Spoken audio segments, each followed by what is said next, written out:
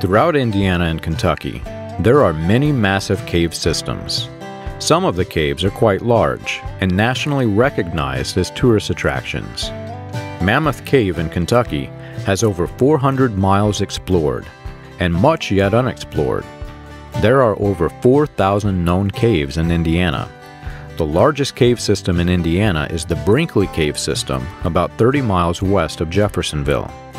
As a tourist, I never really thought about how convenient this was for the clandestine operations, such as the secret meetings of the Ku Klux Klan. During the 1920s, the years in which Indiana boasted as having the largest membership of the Ku Klux Klan, these caves would have likely been used for meetings and planning strategy. Unlike other parts of the country where it was difficult to hide except after dark, Indiana had a natural system of hiding places.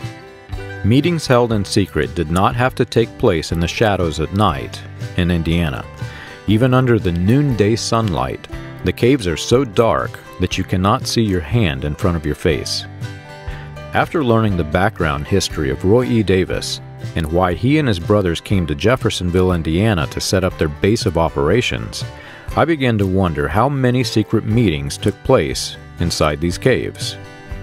Davis was arriving at the height of Klan activity, at a time when the Indiana Klan lacked leadership due to Grand Dragon D.C. Stevenson's conviction for murder, all of which seemed too coincidental. It appears as if Roy Davis and those working with him were attempting to seize the opportunity of stepping into the leadership void, and his brothers had migrated from Texas to assist him. I had no doubt what went on behind closed doors at the Prophet's first church, whether the Prophet was involved or not.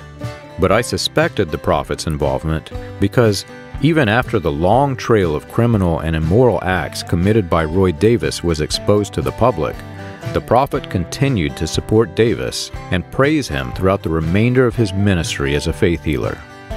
The real question for me was whether the Prophet used these caves for private meetings of his own after Davis was extradited to Arkansas on charges of grand theft and was eventually locked up in a Texas prison for his immorality. The Prophet spoke often about spending time in caves. He even claimed that an angel met him in a cave. His cave played a significant part of his life story, though in other sermons he claimed that the angelic meeting place was in his room or in a cabin. I knew that the Prophet spent a great deal of time in a cave because he mentioned caves frequently in his sermons.